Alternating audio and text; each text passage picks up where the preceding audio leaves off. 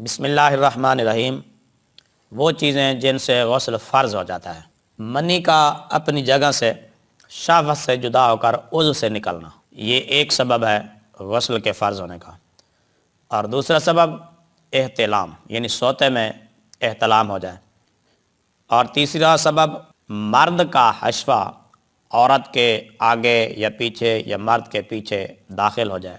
تو اس سے بھی دونوں پر غسل فرض اور لازم ہو جاتا ہے۔ عورت کا حیض جب ختم ہو جائے تو اس سے بھی غسل فرض ہو جاتا ہے۔ جب عورت کا نفاس کا خون ختم ہو جائے تو اس سے بھی غسل فرض ہو جاتا ہے۔ یہ 5 اسباب ہیں غسل کے فرض ہونے کے۔ اب ہم ہر ایک فرض کی تفصیل بیان کرتے ہیں۔ منی اگر شہوت کے ساتھ اپنی جگہ سے جدا نہیں ہوئی، کیونکہ پہلا سبب منی کا اپنی جگہ سے شہوت کے ساتھ جدا ہو کر عضو سے نکلنا، یہ غسل کے فرض ہونے کا سبب ہے، اس سے غسل فرض ہو جاتا ہے۔ اگر منی شہوت کے ساتھ اپنی جگہ سے جدا نہیں ہوئی بلکہ بوجھ اٹھانے کی وجہ سے یا گرنے کی وجہ سے منی نکل پڑی تو اس سے غسل واجب نہ ہوگا، البتہ وضو ٹوٹ جائے گا۔ اگر اپنی جگہ سے منی شہوت کے ساتھ جدا تو ہوئی مگر اس شخص نے اپنے آلہ کو زور سے پکڑ لیا کہ منی باہر نہیں نکلی، حتیٰ کہ شہوت ختم ہو گئی، تندی ختم ہو گئی، اب اس نے چھوڑ دیا، اب منی باہر نکلی، تو ایسی صورت میں بھی غسل فرض ہو جائے گا۔ اگرچہ شہوت کے ساتھ باہر نکلی تو نہیں ہے مگر اپنی جگہ سے شہوت کے ساتھ یہ روانہ ہوئی تھی، لہذا غسل کا حکم دیا جائے گا۔ عمل بھی اسی پر ہے کہ اس بندے پر بھی غسل فرض اور واجب ہے۔ یعنی اگر احتلام ہونے لگا یا انزال ہونے لگا اور کسی شخص نے اپنے آلہ کو پکڑ لیا اور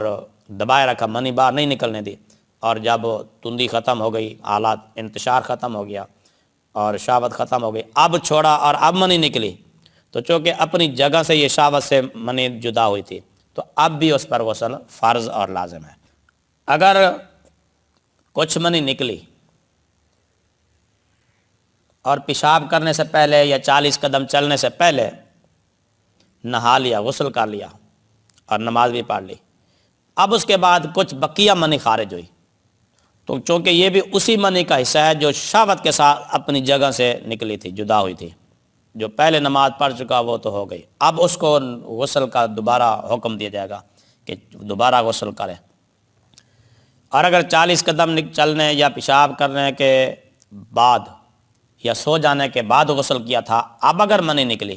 تو اب غسل کا اعادہ نہیں ہے، البتہ وضو دوبارہ کرنا پڑے گا۔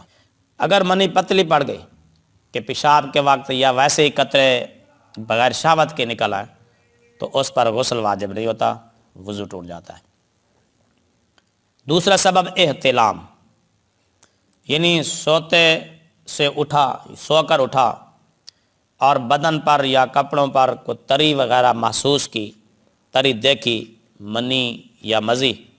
ہونے کا یقین ہو یا مزی ہونے کا احتمال ہو تو غسل واجب ہوگا، اگرچہ خواب یاد نہ ہو۔ اور اگر یقین ہے کہ یہ نہ منی ہے نہ مزی ہے بلکہ کوئی پسینہ ہے یا ودی ہے یا کچھ اور ہے، اگرچہ احتلام یاد ہو اور لذت انزال بھی اس کے خیال میں ہو تو غسل واجب نہیں ہوگا۔ اور اگر نہ منی ہونے کا یقین ہے، یعنی اگر منی ہونے کا یقین نہیں ہے اور مزی ہونے میں شک ہے تو اگر خواب میں احتلام ہونا یاد نہیں ہے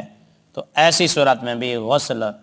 لازم نہیں ہے۔ اگر احتلام ہونا اس کو یاد ہو تو پھر غسل لازم ہوگا۔ اگر احتلام یاد ہے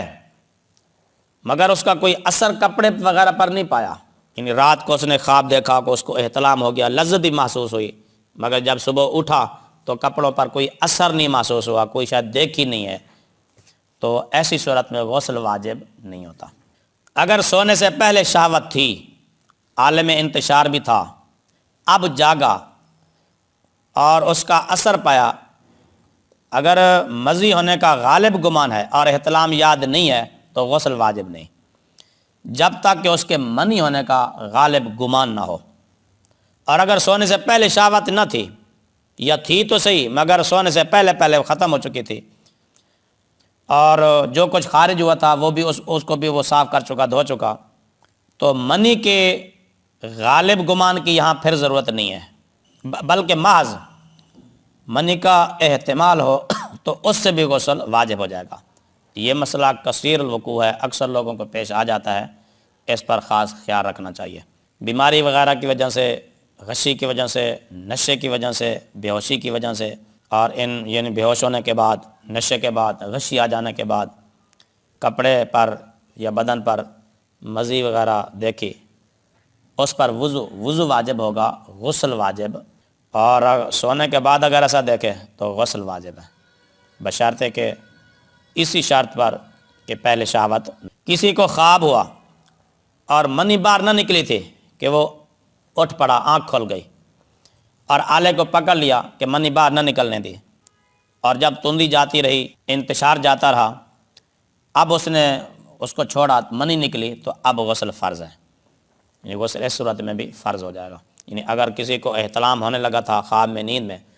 اور وہ منی خارج ہونے سے پہلے بیدار ہو گیا، اٹھ پڑا، اور اس نے اپنے آلہ کو پکڑ کے دبائے رکھا، منی نہیں نکلنے دی، اور انتشار ختم ہو گیا، شہوت جاتی رہی، اب چھوڑا، اب منی نکلی، تو ایسی صورت میں بھی غسل واجب ہوگا۔ رات کو احتلام ہوا اور جب جاگا، بیدار ہوا، اس کا کوئی اثر نہیں پایا، وضو کر کے نماز پڑھ لی،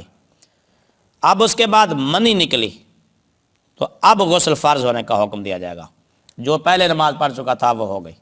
عورت کو خواب ہوا، جب تک منی فرج داخل سے نہ نکلے اس وقت تک اس پر غسل واجب۔ مرد اور عورت دونوں ایک چارپائی پر ایک بستر میں لیٹے، دونوں ایک چارپائی پر ایک بستر میں لیٹے، بستر پر منی پائی، منی کا اثر دیکھا گیا، احتلام نہیں ہوا، دوسرا کہتا ہے مجھے بھی نہیں ہوا، تو احتیاط یہ ہے کہ دونوں غسل کریں۔